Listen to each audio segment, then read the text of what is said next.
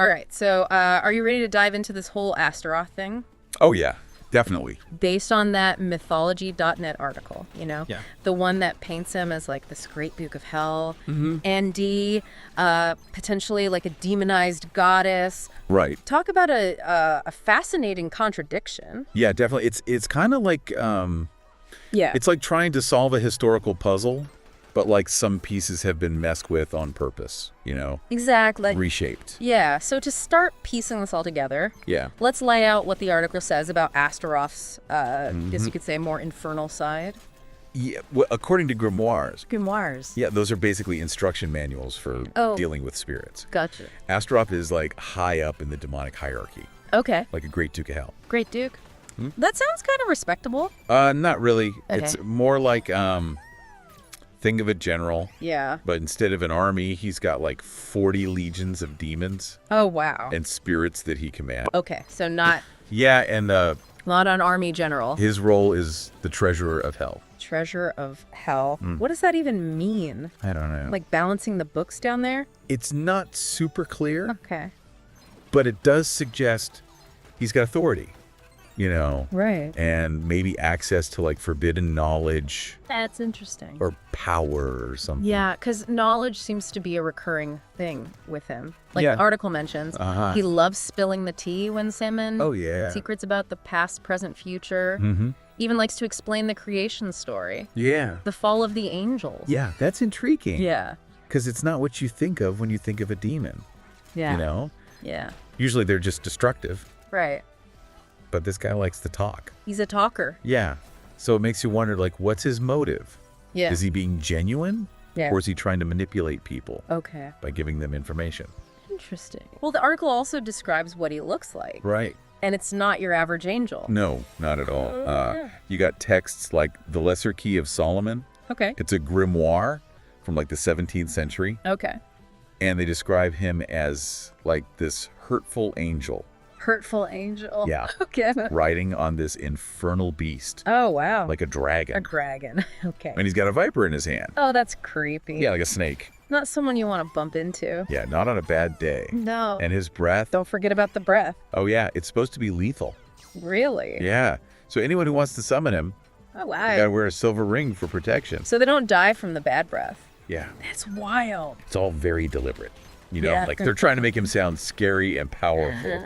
Definitely. The beast, Yeah. the deadly breath. It's all very like, Yeah. hands off, don't mess with this guy. Right. But then the article just kind of throws this curveball. This whole idea that he might be a twisted version of Astarte. Yeah. This ancient goddess. For anyone who doesn't know Astarte. Oh yeah, she was a big deal in Mesopotamia. Okay. Like a major goddess. Fertility, sexuality war. Wow. Yeah, she was worshipped by lots of different cultures. Really? Yeah, like the Sumerians called her Inanna, Okay. the Akkadians Ishtar. Gotcha.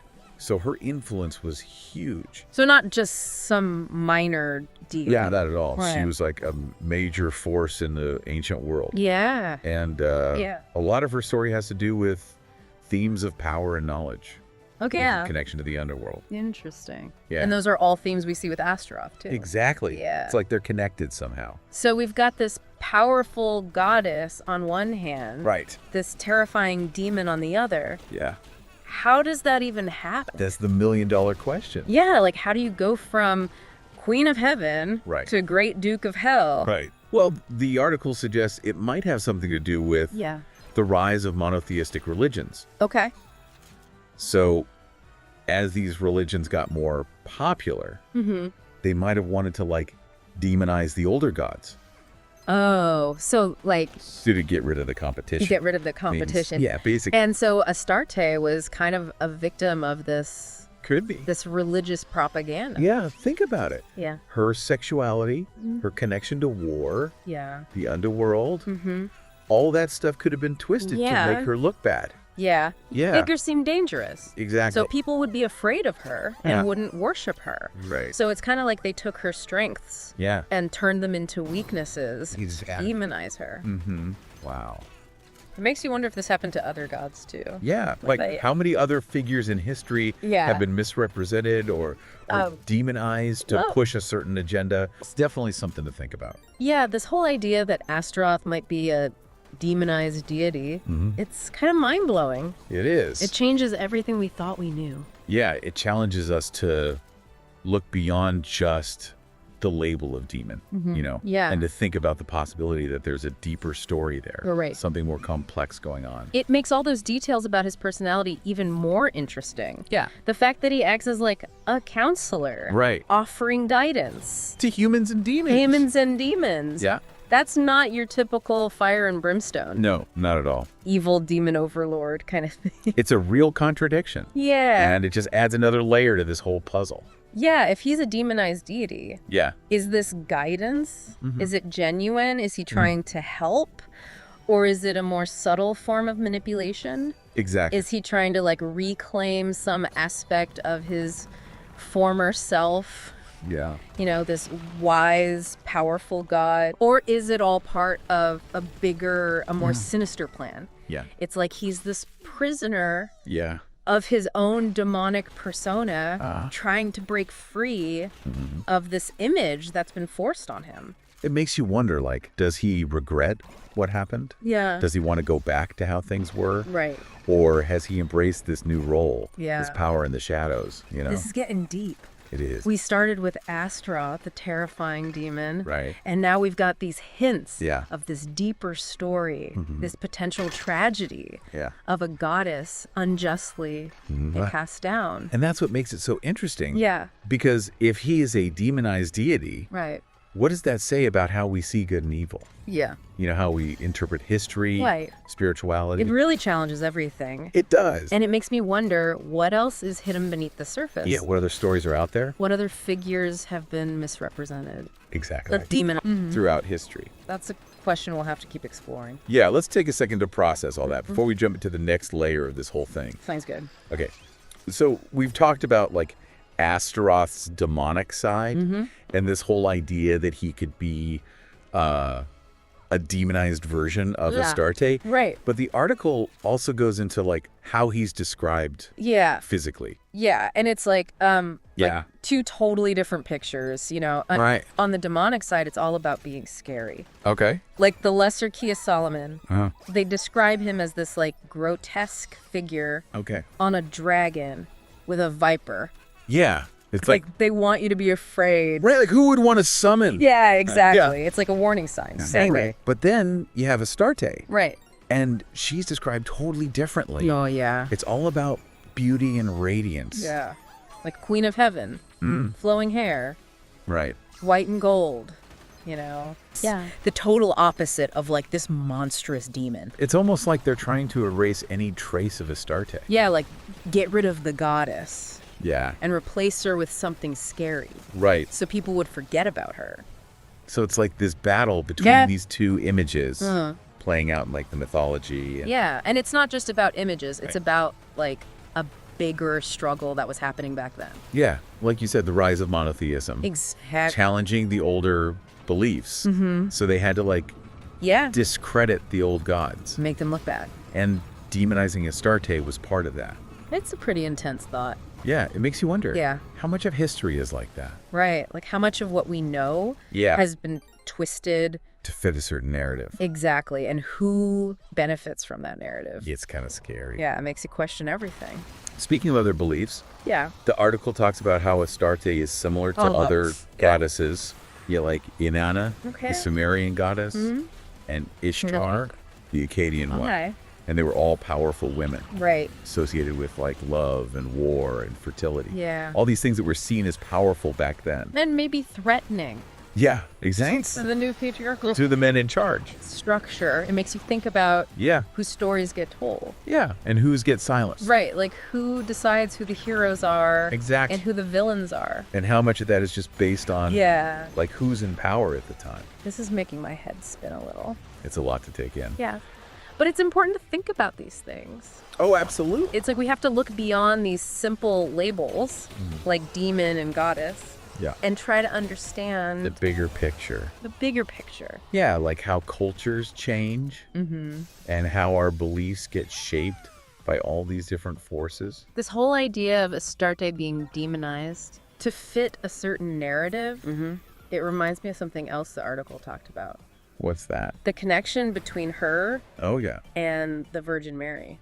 That's where things get really interesting. Yeah. Some people think that some of Astarte's qualities, like being a mother, her compassion, her connection to the divine, they might have been like repurposed. Oh, okay. And used to create the figure of Mary. So it's like on the one hand, they're trying to erase her. Right. But on the other hand, they're taking parts of her. They're taking parts of her and using them for their own religion. It's like they wanted to appeal to people who still believed in the old ways. Like a way to kind of ease them into the new religion. Exactly. It shows how complex religion can be. Right. Like it's not always a clean break from the old beliefs. Yeah, it's more like a remix. Yeah. Taking bits and pieces. Yeah, mixing the old with the new. But in this case, the old got demonized. Yeah. It's kind of sad when you think about it. Yeah, it makes you wonder how much of what we think is like pure or original in our beliefs actually comes from something older. That's a really good question. This deep dive is seriously making me question everything. That's the point, you know? Like all those stories we learn as kids, they seem so simple. Right. But underneath, there's all this hidden stuff. It's like an iceberg. Yeah. You only see the tip. And we're trying to dive down and see what's really going on. To the bottom. Okay, so we've talked about Astaroth's origins. Yeah. And how he might be this demonized god. And the whole cultural context of his transformation. Right. But let's get back to his personality, because it's still kind of weird. Yeah, it doesn't really fit the whole evil demon thing. No, he likes to share knowledge, especially about, like, the universe. The creation story. Yeah, and the fall of the angels. Yeah, and he gives guidance. Right. To humans and demons. Everyone. It's not what you expect from a demon. So if he is this demonized deity... is this his way of, like, rebelling against this role that's been forced on him? Would be. Like, by giving knowledge and guidance? Yeah. Is he trying to be a god again? It's an interesting theory. Yeah. Or maybe it's all just a trick. Okay. Like he's manipulating people. Yeah. By pretending to be helpful. Right, because the article says he only helps people with good intentions. Yeah, good intentions according to who? Right. Astaroth. Exactly. Or the person summoning him. It's all very subjective. Yeah, it makes you think about good and evil. Yeah, like what do those words even mean? And don't forget about his breath. The lethal breath. Yeah, even when he's trying to help, there's still this danger. Yeah, it's like a reminder. Like a warning. Yeah, knowledge can be powerful. Right. But it can also be dangerous. So he's both? Yeah. The light and the shadow, offering wisdom, but also holding a viper. It's what makes him so interesting. Yeah. He doesn't fit into a neat little box. Right.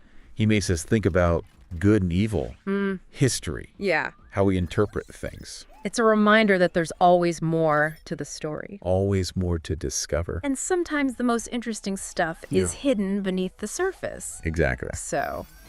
where do we even go from here? It's like we opened this door to Astaroth and found like a million more doors. It's like a hall of mirrors. Yeah. All these reflections of him. Right, like demon fallen angel. Demonized God. Yeah. And each one like makes us question everything. It's like the more we learn, the less we know. We started with the scary demon. Right. But now it's all blurry. Yeah, all these layers. History, culture. Religion, power struggles. Yeah, and that question's still there. Yeah. Like, who is he really? Is he a demon trapped in this role? Or a victim? The propaganda. Yeah. Or maybe both.